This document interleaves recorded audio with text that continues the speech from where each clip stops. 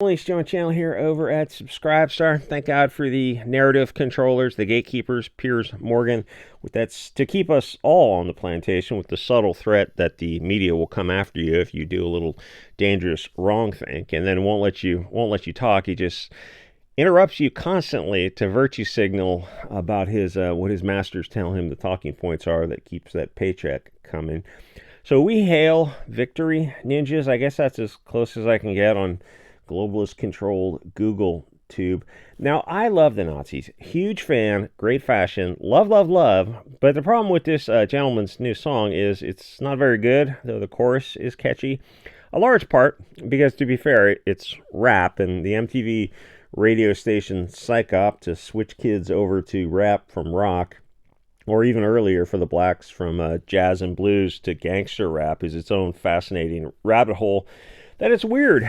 Not a lot of people go down. And even that movie that came out, Sinners, are showing the progress of music that actually took some talent, blues, jazz, whatever, where they learned instruments and timing and put together actual songs. And then they show the people with turntables. They don't show the gangster rap, of course. But they seem to lack the self-awareness. Like, oh, maybe we're on the wrong path, but how do we bring attention to that without angering most of the audience, which is what would happen. But sometimes it's better just to peel the Band-Aid off. So people think music is organic.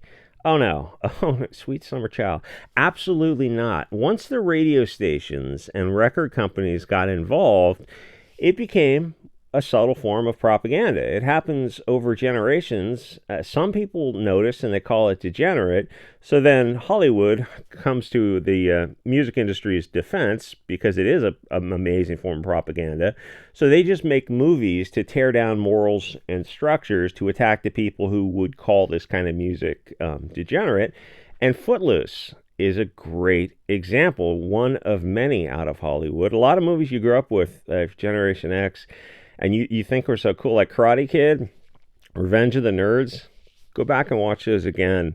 And piece of paper, line down the middle, take a look at the protagonists and antagonists in those movies and a bunch of others and start describing them.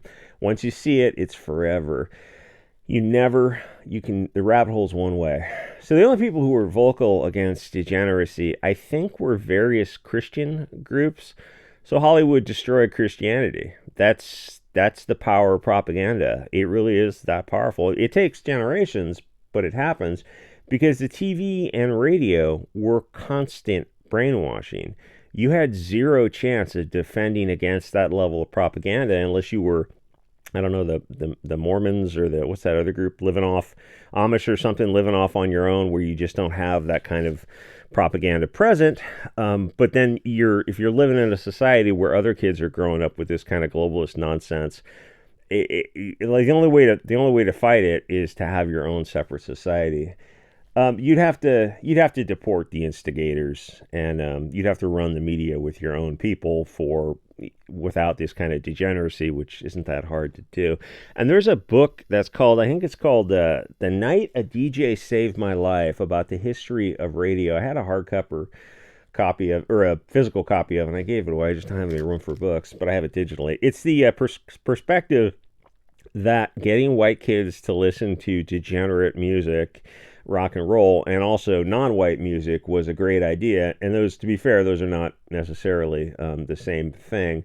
They were tearing down and changing society, and it sounds cool until you look at the progress of music. To take a look where we are now, it's gangster mumble rap about deleting their opponents who live a few streets away, and those are their mortal enemies because they live a quarter mile away and they own these streets. And that is a peak result of what MTV has led to. Back in the 80s, whenever MTV came on the air, they take a pre-recorded song, they wave their guns around, and then they talk about deleting people who look exactly like them, the same tattoos, the same clothing, the same level of elocution.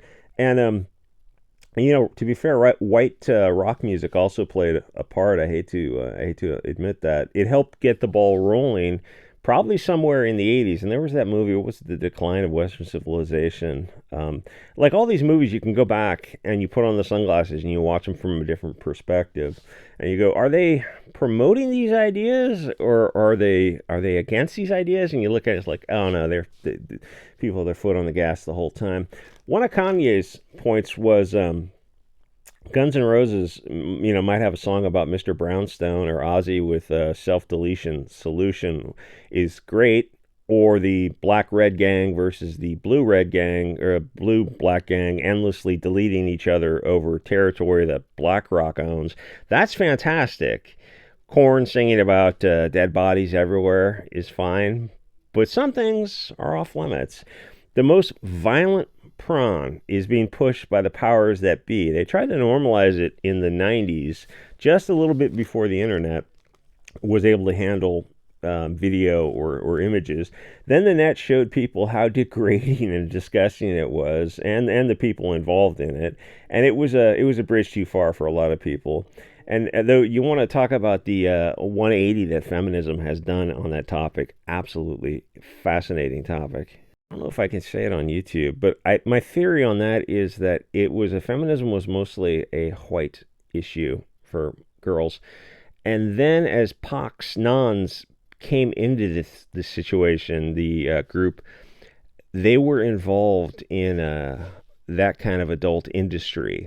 So feminism had to give up one of the major points of being feminist, where they were very much against adult type of degrading videos, and then suddenly they had to go, oh no, well, it's like whatever a woman wants to do is okay. And you look at me and go, oh, you guys don't really stand for anything, because you're too embarrassed to tell non-white women that no, sex work is evil, and prawn is evil, because they don't have any balls, at least. But the thing is, pushing prawn was a bridge too far for people, and now children have access to it, because the people who would have fought against it were destroyed by 80s Hollywood.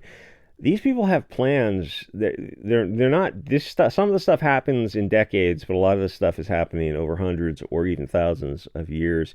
Nobody thinks it's weird that children are able to watch torture prawn, and that people have just kind of given up fighting against children having access to the most abhorrent stuff you can imagine, because people have kind of given up on the country, where it's just an economic zone controlled by foreign globalists, where if everyone can be American, then the term is meaningless. It was one group of people who made America possible, and it's not people who look like this. Those people look exactly like you, and they're currently 54% of the population. Not politically correct to say that, but it's better to be honest. Female rappers babble rap about how lubricated they get, or how they can deep throat anything. It's just the lowest IQ carnal stupidity, where some study analyzed people who listen to rap and they average like 85 IQ or something. And I think Cardi B had the dumbest audience. And children, which if you listen to her, she's no rocket surgeon herself. And children are listening to this just animal level prayers to Moloch. This is what modern Satanism looks like. It's not some eyes wide shut, expensive mansion, people wearing cloaks and pentagrams and candles and whatnot. It's some fat whore singing about her dripping pussy. Now, Kanye singing about the Austrian corporal is so dangerous that the ADL that runs the country bans it from the mainstream. Kanye was posting prawn on Twitter as an example, and people were disappointed. They didn't understand why he was doing it, and I thought it was pretty obvious. His point was that kind of stuff was allowed on Twitter by Elon Musk, but the symbolism of the Hawking Cruise and the six-pointed star was enough to get you kicked off Twitter. But everything else, those violent things men and women can do to each other, was perfectly fine on Twitter. And nobody looks at that and goes, wait a minute, something's not adding up here. It feels like I'm starting to see this elephant in the room, this narrative that is hidden. Nobody wonders why degeneracy is promoted by the mainstream, pretty much the mainstream everything, but nationalism in any form is banned, especially if it's by people who look like you. All other groups are encouraged to have in-group preferences, but when people of European descent do it, the powers that be basically start losing their fucking minds. Communist books are, go on Amazon and go look for the Communist Manifesto. I have that on my shelf. I actually have more communist books than nationalist books. They're allowed on Amazon because the communists that run Hollywood brainwash people to think that communism/globalism is great, but ethno-nationalism is not, which goes against all of human history. That's the power of propaganda. 70 years of TV and radio have been so powerful that they've successfully destroyed America and turned growing parts of it into a third world shithole. And people are scared to fight it because they'd be labeled Istophobic, which is also natural and good. You should be Istophobic to things that a society should not tolerate. All it took was TV starting in about 1962 to destroy the country. It would not have been possible without it. Rothschilds is quoted as saying something about if the banks control, if you have control of the banks, you control the country. And I think control of the media is even more powerful than the financial institution, because ultimately it's the media. If the media was by the people who founded the country, the European people, and they saw what they had done with the Federal Reserve and the banks in 1913, they would just look at this and go, "Oh, we're just going to take it back and like kick you out of the country."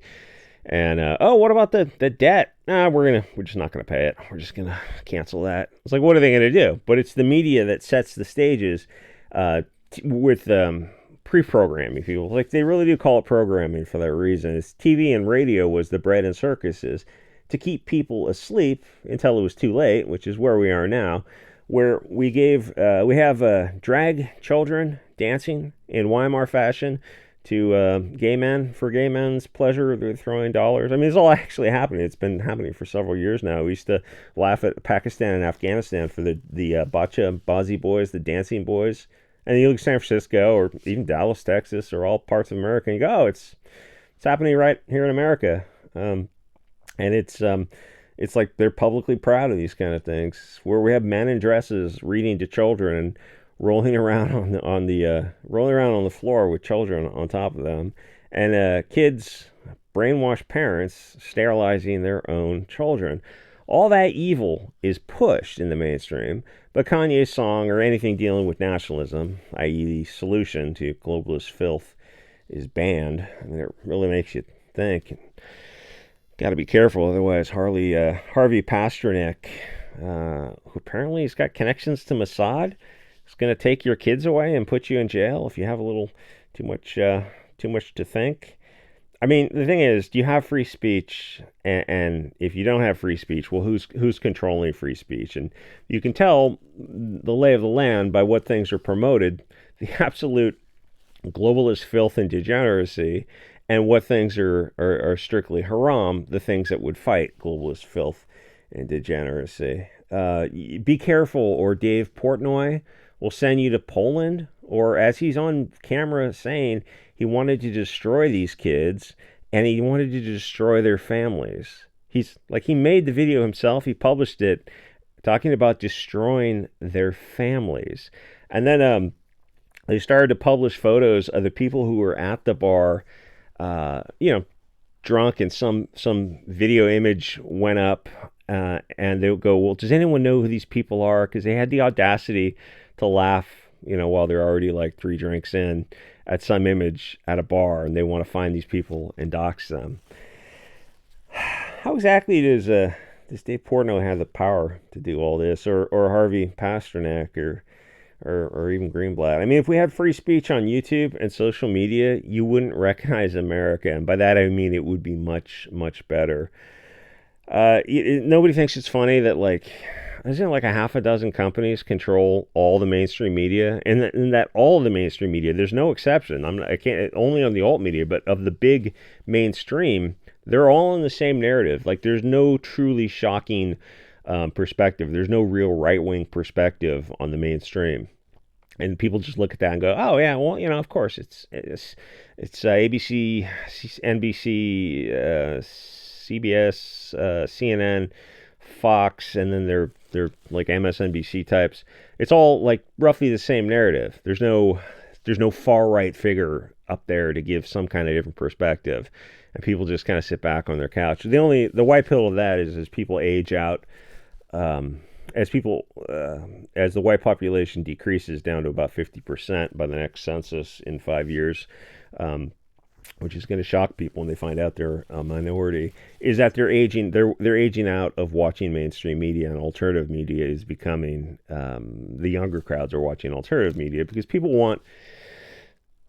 They want a raw perspective, even if it's not very polished. Somebody doing it on a cell phone with a half-working microphone is better than hearing the talking heads say the party-approved speech. Anyway, like, comment, subscribe. I'll see you guys all next episode.